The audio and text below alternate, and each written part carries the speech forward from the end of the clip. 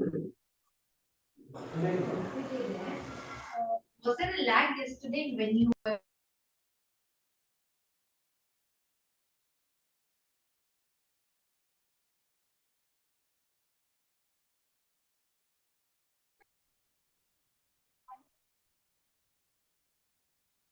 So shall we start? Sir, we have Dr. Rajeshri, Principal, Soundarya College of Law, and then Mr. Vishwas, Vice Principal, and then So, Pranita, the moderator of the day. Okay, sir. so welcome. Very glad to see you today.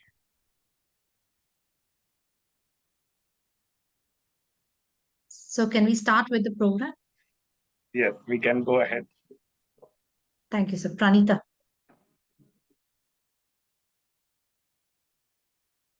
It's a pleasure to welcome you all to day number 5 of our 7 days online executive development program. Over the past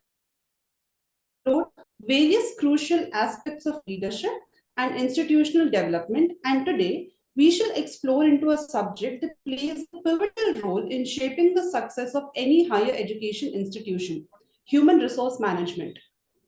Higher education institutions thrive when their people thrive, and effective human resource management ensures that faculty, staff, and administrators are empowered to perform at their best.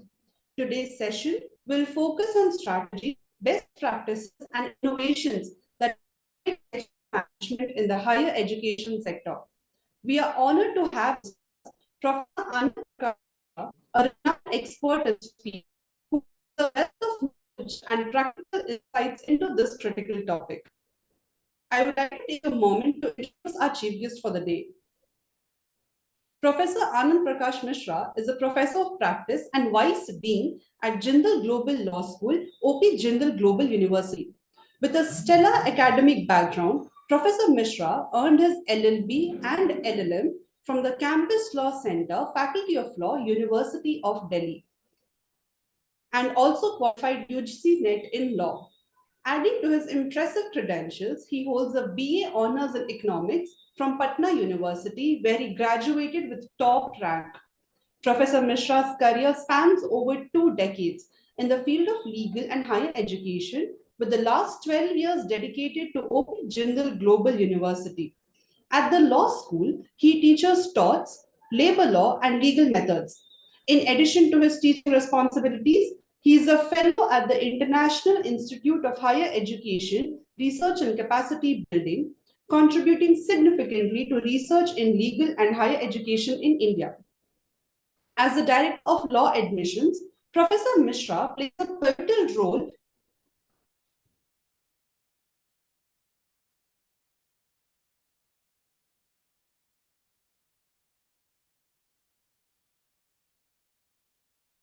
I think we have lost her, no problem. So, No problem. I so think let me we welcome. lost. No, Yes. sure. Let me welcome Anand Prakash Mishra, sir, who is, I would say, strength of all the growth. You can say one of the pillar of higher authority, higher administration. I would say at the OP Jindal Global University, especially like pushing Jindal Global Law Schools. So on behalf of organizing committee, we sir welcome you for this particular this EDP, and then look forward to sir hear you and all the participants. We Thank you. welcome you. Thank Over to you, you, sir. Thank you, sir. Dr. Kalpesh, and thank you everyone who had joined this brief session, brief interaction with me. Firstly, I will congratulate you, Dr. Kalpesh, and your team that you are taking these initiatives, inviting people and sharing their views, creating these kind of programs which are not only into teaching but also administration of universities and law schools. And then I will really appreciate that Soundarya Law College, Bangalore, the way they have supported this initiative and have been with you and hosting some of the most, I will say, remarkable individuals, including 2 vice chancellors and 4 deans of law schools and universities. So it's a fantastic program which you have lined up. Today, actually, we have our own event in Delhi, and somehow I got occupied.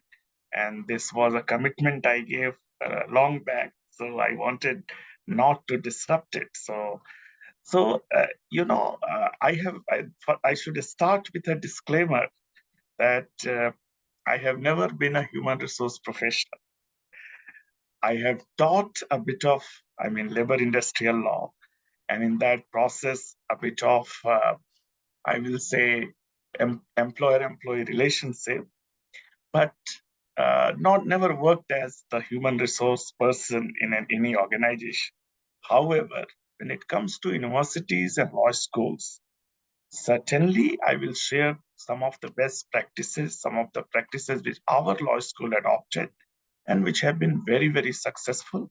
I personally believe at Jindal Global Law School and OP Jindal Global University, where we started with 10 faculty members and 100 students and some 20 administrative staff in the year 2009, with a very, very small, I will say, setup. Today, if it is 1,200 plus full-time faculty members and some 3,000 plus staff members and over 14,000 students, including 10,000 full-time residential on campus, you can understand if this kind of transformation, this kind of growth has happened. This was not possible without a strong HR. Human resource is the most important resource, more so in universities and higher education institutions. And among the universities, I can say the faculty resource and appointment of faculties, their terms and conditions, and overall academic environment depends on the HR practices which a university adopts. So few, I will say, inputs which I will like to provide to this August audience. I understand almost everyone here is from some law college, some university, some law university or law school, and almost everyone is an academic and part of universities and colleges. Few things with which at Jindal we did differently, and one of them was to put the faculty at the highest level in the system in a way that it's not the faculty who came to us when it came to appointments. It's our university which went to places like Oxford University campus, Cambridge University campus, doing, and none other than our Vice Chancellor, Professor Dr. C. Rajkumar himself, who interviewed a large number of candidates sitting in Oxford campus, Cambridge campus, uh, in, uh, in the city of London, in Boston, in New York. At least these 5 places, he identified where he wants to bring his faculty. And then the entire effort was to invite those candidates at their place, at their location, to recruit them in faculty position. This was a very rare thing, that institution taking efforts to go overseas, spend time, and none other than the Vice Chancellor himself, along with our HR head. And it was a massive exercise, tremendous hard work, interviewing candidates since morning, say 8 a.m. till the night, 8 p.m., and a large number of candidates, and then selecting them, even issuing them, an offer of appointment same day. So the kind of, I will say, approach adopted by our university, that our faculty resource is so important that it's not just the HR department job, it's the top management job, it's the university's leaders' job, it's the Vice Chancellor himself who traveled all the way and interviewed, a large number of people personally, looking at their credentials and everything. And that's how a massive recruitment of faculty members happened in our law school. Today, our law school has 501 full-time faculty members. And believe it or not, out of that, 254 of them are graduates of top 100 law schools internationally. 131 of them have graduated from top 10 law schools in the world. And that's a substantial, I will say, investment in the faculty which was made at Jindal Global Law School. And that could be one singular reason of the way the law school and the university grew. The same thing we did when we set up our business school. And from IIM Ahmedabad, where Dr. Kalpesh is also an alumnus, and we recruited in one go in our first set of faculty, half of them were fellow program management graduate, the FPM graduate, what they call the PhD degree holders of IIM Ahmedabad itself. There were quite a few from IIM Lucknow, IIM Bangalore, other IIMs. But we went to those institutions. So my first, I will say, observation about faculty appointments and ensuring high quality human resources in the colleges, universities is you should be ready to go to campuses. This may not apply to public institutions. The government colleges and universities have their own system. They may not have that kind of liberty and flexibility. They have to follow the government rules in appointment. But the private institutions, easily you can identify few institutions where you can do campus recruitment for faculty. We have to make it an attractive option for young people to choose academia, which was never the case in the past. And in some way, our law school, our university has contributed in big way in making academia also as lucrative, as attractive, as inspiring as other premier professions, other good professions could be. So that's my first point. We should always, it's not, I mean, the approach, particularly I have seen in private enterprises, in companies and corporations, in businesses, that by giving a job, the employer thinks he's doing a favor. The employer is doing a favor. The reality is, in academic institutions particularly, a faculty taking up a position in a particular institution is in a way doing a favor by giving his identity to that institution, giving his or her academic, uh, you know, I mean, everything, whatever the person has, whatever he or she has earned in the entire life and career, it's all they are giving to the particular institution where they join.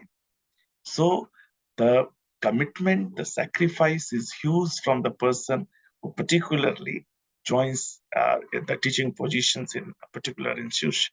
And that's why I believe the institutions must be treating with utmost seriousness this kind of commitment coming from any individual, any learned person. So that's the first point which I wanted to make, that the faculty appointments, the faculty recruitment, the universities and law schools should be ready to go to the best campuses. For example, I can tell you candidly, if someone wants to recruit young law professors and they come to Jindal Global Law School, we have 300 students who study LM program. Some of them could be very keen to get into academia. There are quite a few PhD scholars. The same thing if you go to National Law School, Bangalore, or say University of Delhi, any large law faculty, if you are going and approaching the authorities or doing a campus, that's one of the finest way to recruit people. And we have been very, very successful in doing that, not just from campuses in India, but from around the world. The second point now, which I wanted to tell to this August audience, is it's important to handhold and take care of the faculty members when they join a particular institution. It's not just because if I have seen people coming to Sonipat from the US, from UK, from various parts of the world, from different parts of the country. And our campus is not fortunate to be in a city in the heart of, say, Bangalore, like maybe Soundarya Law College or maybe the National Law School is, or in the heart of Delhi, like Delhi University is. We are like on the outskirts of Delhi. It's like a village of Sonipat district. And it's 110-acre campus, integrated campus on its own. First time when a person comes to report to the university, the treatment he or she receives, that treatment goes a long way in their career to continue in the place or not, and how they give their best in the job they undertake. And therefore, it's not just about uh, offering an appointment to an individual. It's also about taking care of their housing needs when they come from a remote place to your campus to teach, to research, to contribute to institution building.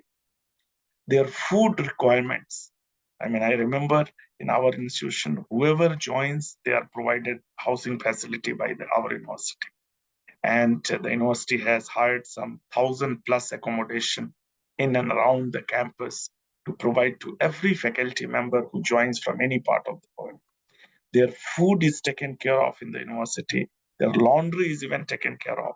All other basic needs also need to be taken care of. If you are a residential campus or if you are a campus where, so if any institution which is taking care of its faculty, if they recruit from the best campuses and take care of them, good care of them, those faculty members are going to continue for a long period of time. And that is what I believe from where institution building starts. And once that sense of institution building is instilled in the individuals, in the faculty members, in the staff, there is nobody can stop the growth and development of that particular institution. The other aspect I would like to say that it's not just, the recruitment and appointment which is relevant. It's also if the manpower planning is very, very important. So manpower planning in academic institutions should always be based on a realistic projection of student numbers and the classes, how many classes we are going to engage. And the process must start at least one academic year in advance. So, for example, our semester starts from 1st of August. We have to be ready with the academic requirements at least 6 months in advance so that we are able to recruit people who are going to be at least 1 month before the classes start, and they start teaching their courses on the due date without any. And I have seen a lot of places where people delay the recruitments, or sometimes even, and I'm not talking about the government institution, where many institutions I have found with a minimal number of faculty, classes are conducted. And in some of the state universities I have seen, large law departments have only 5 permanent faculty members or 2 permanent faculty members. They are running the entire department with 500, 800, 1,000 students. And in that situation, engaging a lot of guest people, ad hoc people, temporary people, all these things certainly, substantially causes damage to the academic quality and standards.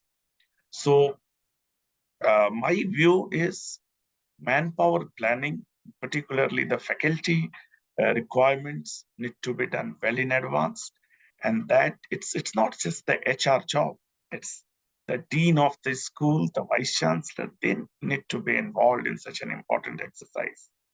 I recently met Professor Faizan Mustafa in Chanakya National Law University, and we were discussing things about, and it's always you learn when you talk to stalwarts like Professor Mustafa, and he told me that, Anand, if I am recruiting a non-teaching person in my university, I don't care whoever comes and join and contribute. But when I am recruiting a faculty, I'm not recruiting for 1 year, 2 year, or 5 years. I'm recruiting a faculty for 30 years. If I recruit a right person, that person will contribute 30 years to that institution. If I recruit a wrong person, it will go again. It will be, the loss will be for, multiple generations of students. So it's very, very important, I believe, that for universities and higher education institutions, human resources need to be taken care of by the top management. And by just putting few people in the HR department or administrative office who are taking care of the HR process, I think that's not good enough. So these are few things I wanted to share, because I'm also not an HR expert. Whatever I have seen and whatever I have, the practices which our university have adopted, over a period of time. And it was those experiences I wanted to share. So Dr. Kalpesh, I will be open to questions, and it will be a pleasure, answering any query from the audience. We can also give a Okay. speaking rights, and Yes, if sure, anyone, sure. So participant, you can raise your hand or put the question in the chat box. You can start with Kritika Kritika. Chaudhary, I can see, wants Yes, to yes. ask a question. Good afternoon, sir. Am I audible? Hello, am I audible? Yes, you are audible. Okay. Yes, sir. So my question is that it is my personal experience as well. I have seen that in some institutions, the full-time faculties are not of that great quality, and sometimes when they get visiting faculties, they offer much more, improved quality and much more better standards of teaching in class. And the students witness this stark difference between the two, and this creates a little bit of hostility between the full-time faculties and the visiting faculties who turn out to be better coincidentally. So, sir, how can we accommodate good quality visiting faculties more amicably without, them facing hostility on part of the full-time ones? So, my view is visiting or temporary or guest or ad hoc faculty models should be discouraged in a big way. They are not models which should be adopted as a practice in good institutions. Simply because unless a person is fully committed to the job, unless a person is fully committed to the profession you are choosing, I don't think he or she will do justice to it. If I look at law schools, some of the faculty members coming from the courtrooms and teaching for a few hours and again going back to court, it could be fine in one or two courses. We could not get such faculty members to teach the entire LLB curriculum, or majority of courses cannot be taught by them. If that is the situation, the academic standards of the institution will certainly go down, because their priority remains the legal practice and not academia. So my answer to your question is the management of the institution must be very sure that they are going to have adequate number of permanent full-time faculty members, because they will only lead the institution, they will only take it forward. And the reliance on temporary or guest or ad hoc or any other part-time mode of teaching, that should be discouraged and kept it minimal, like what we have in legal education rules and bar council guidelines also, that for only few courses like procedural law, or the courses in few courses, drafting, pleading and all, where advocates and practicing people are encouraged to teach. And certainly not in substantive law, certainly not in major areas which require legal research and that kind of expertise.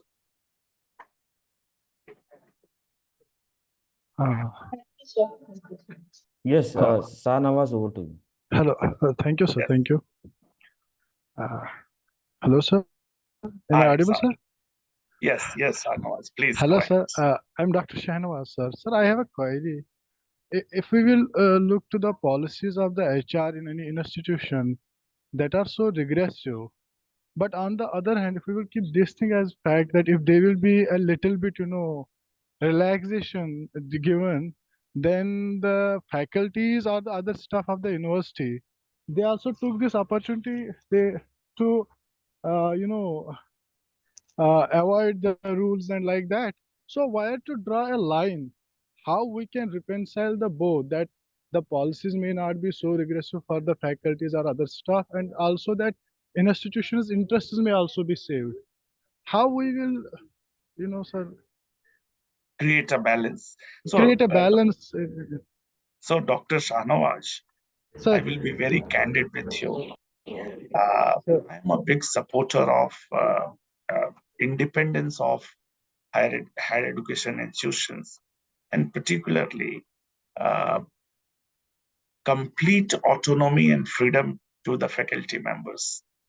Academic freedom should be at the highest. I mean, if you look at the finest institutions, faculty members are not required to, compulsorily be present during particular hours. I mean, the kind of attendance rules I see in many of the colleges and institutions, they are ridiculous. Faculty members are needed when they are coming to teach or they allocate student hours. Our university has never put any, I will say, barrier or any requirement of attendance for faculty members since its founding till date. So, faculty members must be given complete independence. Now, misuse of this independence, it's a particular faculty's problem that has to be taken care of by management. And if needed, one can apply various methods are used. In our university, we have a strong what we call TLFQ system, teaching and learning feedback questionnaire system. The students are needed to fill after every semester of classes. And only the top management has access to those TLFQ questionnaires. A lot of people challenge the idea as well. But the reality is there has to be an objective basis to assess the effectiveness of teaching. And TLFQ serves a good purpose. There are other ways also you can assess the, independence given to faculty, whether it's utilized properly or not, even through, making an inquiry about their publications, the time which they spend. But certainly, I believe, and I have seen in my alma mater, University of Delhi also, in Jawaharlal Nehru University and other institutions in Delhi, as well as at OP Jindal Global University, that it's important to give complete academic freedom. In our university, our faculty has even freedom to design their courses every semester. Of course, the Bar Council guidelines have to be followed, but every semester the course can be revised. Every semester you can update, you can add or remove materials, journal articles, or judgments, or whatever is coming up, whatever is relevant. So it has to be a very dynamic, I will say, academic environment. It cannot be a rigid straitjacket formula. Many a times I remember my days at University of Delhi, where there was a fixed syllabus which was given in the beginning of the year. There were 30 courses in law, and they remain fixed throughout. I mean, for last at least 10, 15 years, I saw the same curriculum. There is no change. There may be new courses, few new courses added. We have to be dynamic. And that's a beautiful thing I found in our law school system, where every semester a fresh course manual to be prepared. If you're offering a course, you prepare a fresh course manual and teach. Next semester, if it's the same course, you can improve upon it. If some other faculty, they can actually work afresh and bring a new course manual. And that's the way innovation and I will say a dynamism exists in the teaching learning process. So to answer your question, Dr. Sanavas, it's the leadership of the institutions have to be very firm about both creating a balance between academic freedom as well as ensuring that the time of faculty is not wasted and people are doing justice to their job. Thank you, sir. I appreciate your institution's policy so far as academic freedom of teacher and other things concerned. Just some questions. Like, sir, any strategy for recruitment of admin staff, because they play a crucial role, supporting. I have seen various places. So, any input from your side, sir? Admin staff. So, I will share an example at our own university. Our vice chancellor had an idea that if we have to attract extremely bright people to university administration, few years ago, around 5 years ago, we came up with a university administrative service. It's called UAS, first of its kind in India. And the UAS officers, those who were recruited, they were necessarily our graduates to start with, those who have done a full-time LLB or MBA or a postgraduate program or a 5-year law program, and they are committing to the administration, university administration. And they were given a decent pay package as well as a secured growth opportunities. If they start as a management trainee to start with, within 8 years, they rise to the level of director of a department if they commit to university administration job. And it attracted quite a few very, very bright students, young people, brought a lot of youth in the administration. I mean, we cannot discuss how government does things because they have their own systems and processes and government rules have to be followed. But when it comes to private institutions, I personally believe we have to give equal importance to the administrative staff, be it salary and perquisites and other facilities, or be it other aspects of their service. Because certainly what you told, they are the backbone of the institution. They only enable both the faculty and a student to be part of the teaching learning process. So if administrative staff is not there, only faculty and a student can't do their basic job. Someone should be there to provide them an enabling environment, even a clean classroom for that matter. So recruitment of administrative staff is also a very, very important exercise. At the same time, because the nature of work is different, it may not require the kind of scrutiny which is needed for faculty position. It may not require that kind of, I will say, standards and rigor, but certainly we need to be able to attract young and bright people to also become university administrators. Because the typical idea of university administration is nothing different from the public sector banks, where at a certain time there is a lunch hour, and then for 2 hours they can't even get a fee receipt issued. And whether 10 students or 50 students or 100 students are standing in a queue, it doesn't matter. If time is up, it's up. So that kind of mindset need to be changed from university administration. University administrative jobs have never been, attractive, and private institutions in particular, I will say, they have that onus to change this. And we made our effort through our university administrative service cadre. And I'm very happy to tell you, it produced some of the finest young university administrators in our system. Young people, most of them below less than 30 years of age, and they are doing fantastic work, whether it's leading our alumni office, our interdisciplinary office, Office of Career Services, Office of International Collaborations, or even admissions and outreach office, various offices. They are manning it, they are doing it well. Even the U Hall, the university halls of residence, in a residential university like us, all offices assume a lot of importance. And if we have a good cadre of professionals managing them, they will certainly do a great job in institution building. Sure, sure, sure. Thank you, sir. Sir, any Thank you. input? Sir, I have, Yeah. yes. So I have just one small question to sir. So as you said, HR is the backbone of any institution, and Jindal model continues to inspire many institutions in the higher education segment. And as you said, that HR has a very important role in institution building. But as the days passing by, we find that the roles are blurring between the faculty members and the roles that are played by HR.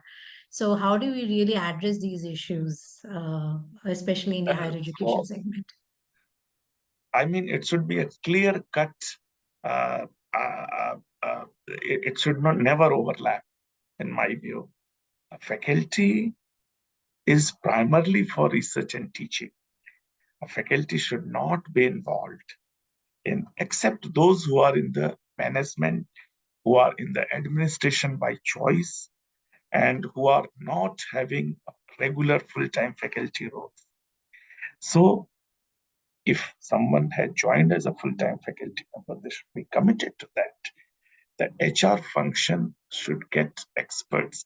So if you look at our HR office, for example, it's all manned by people who are qualified in management, in HR.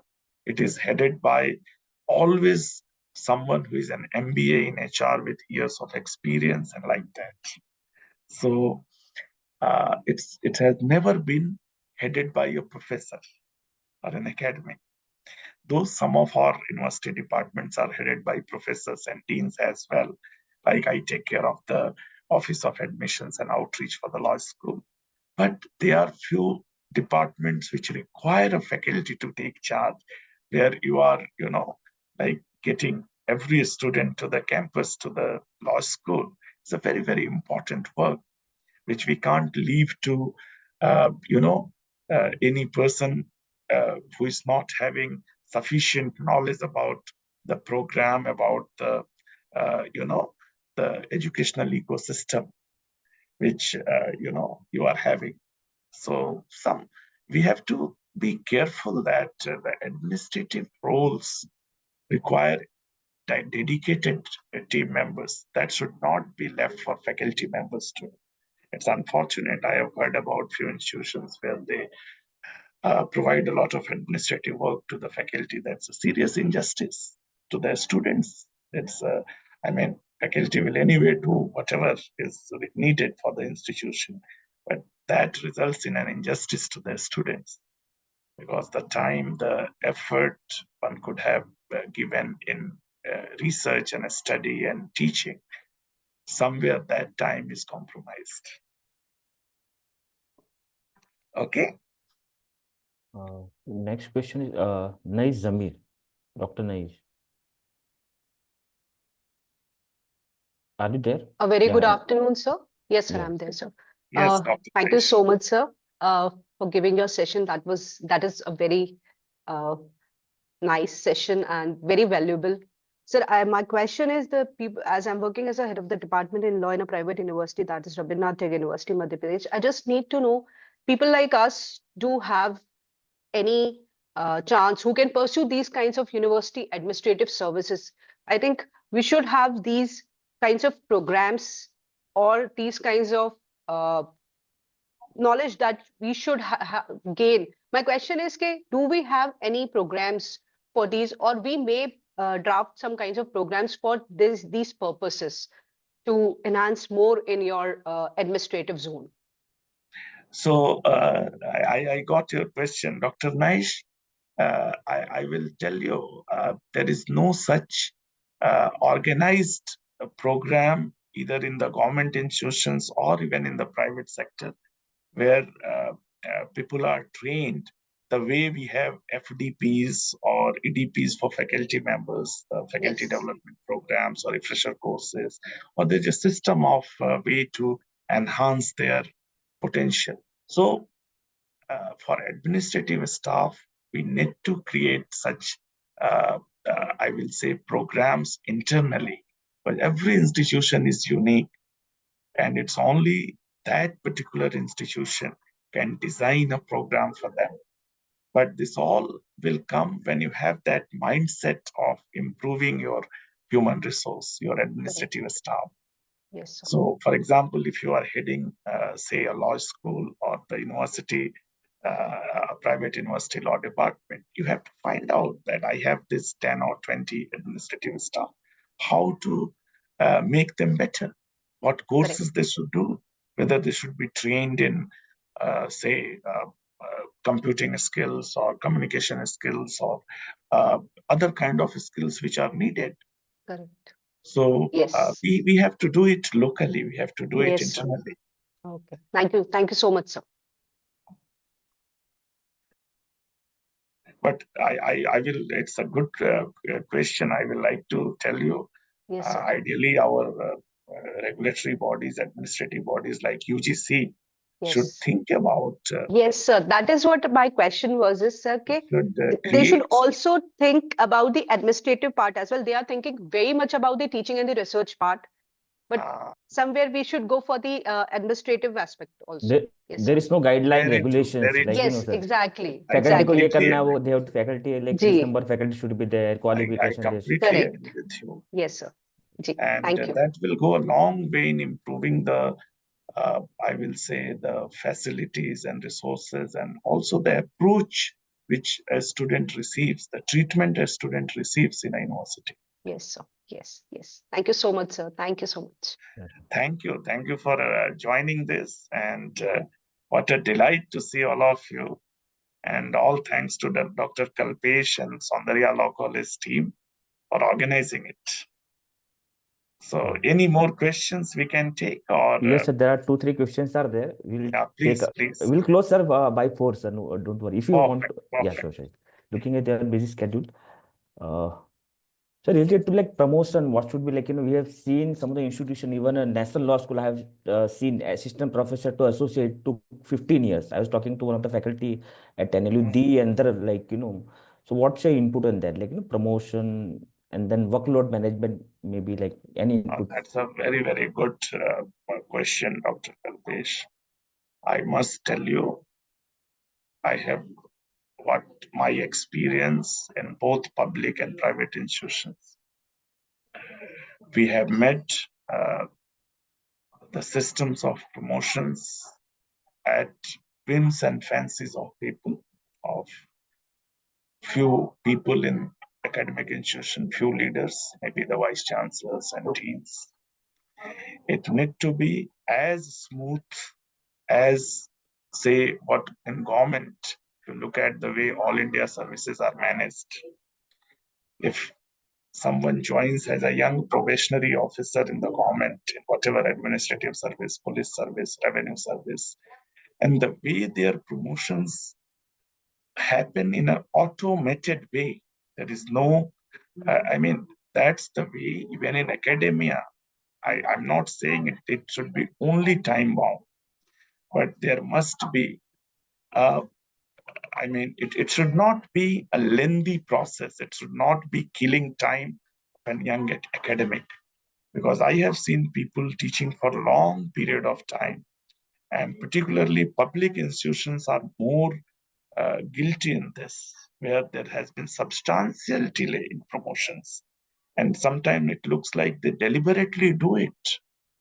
A professor who taught me in the University of Delhi, and she certainly deserved to be a full professor as early as, say, 2005 or so.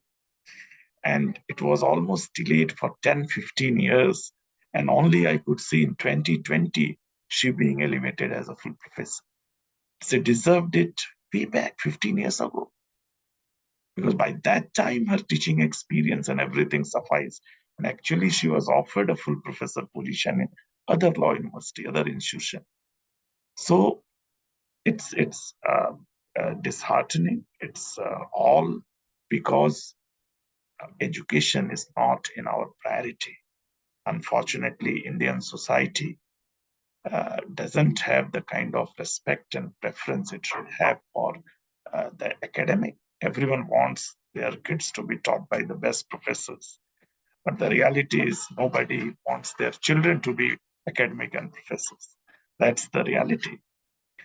So, and this will happen only if the brightest people should think of academia as a career. And for that, the university managements, the law school managements, you have to make it attractive and in some way encouraging and lucrative and inspiring. Till we do that, I don't see the brightest people coming to academia to teach and research on a full-time basis and making it their life and career. Yes, yes, yes. So this is the last question, like, what should be the ideal, like, let me take up question from sir chat box. So what are the new expectation of HR in the today's workforce, like technology development, talent retention, and strategic planning? So, I mean, HR professionals have those things to decide and do. But I personally feel, because we are not HR, we are not, we can only see the system from a bit outside perspective, and few basic values like having enough empathy and support. And as I told you, unless we are having that kind of feeling that a faculty member joining your institution is the most valuable person, it's not that you by giving a job is doing any favor. It's actually other way around. A person who is a learned person, who is joining your institution with all their credentials, all their work, all their whatever they have achieved in their life, and giving in a way their life to your institution, they deserve that kind of value and that kind of treatment. So that's what HR should ensure. They need to, and that is actually their job, to value people, to value, particularly if a faculty member is joining them. It's not, they are not doing any favor by giving a job to a faculty member. Thank you, sir. So last question, then we will close, sir. So what should be the ideal, like, organizational structure of any institutions, depending upon like any ideal from your side? Because we have So seen I different. tell you, Yes. I see our university has created a wonderful system in place. As I told you, from recruitment, from the finest campuses to providing facilities and services, from accommodation, food, housing, and those things, to faculty, to taking care of their even smaller needs when they come to a new place for the first time.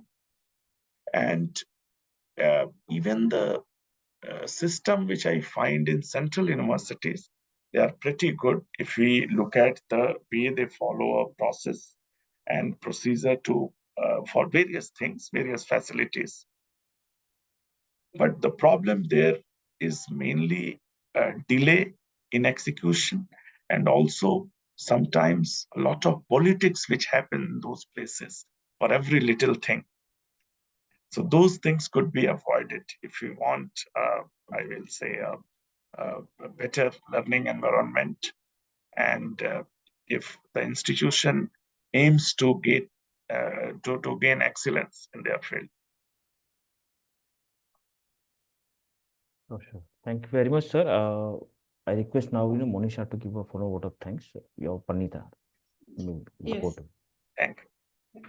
Thank you, sir. Now I would like to call upon Ms. Monisha, Assistant Professor from SOUNDARYA College of Law, to give the vote of thanks.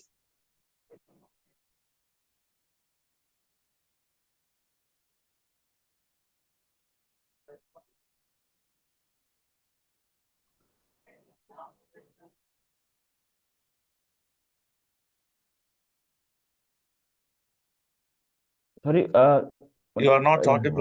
audible, sorry, yeah. Am I audible now, sir? Yes, perfect. Yes. First and foremost, I would like to thank our management for granting us the opportunity to organize this one-week online executive development program on leadership and administration in higher education institution.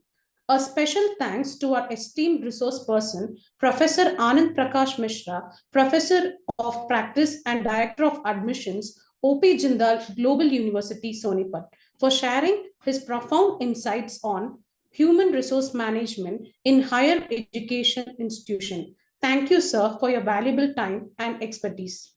I would also like to thank our beloved principal, Dr. Rajashri K, and Vice Principal, Mr. Vishwas Puttaswamy, Soundarya College of Law, for their unwavering support and encouragement.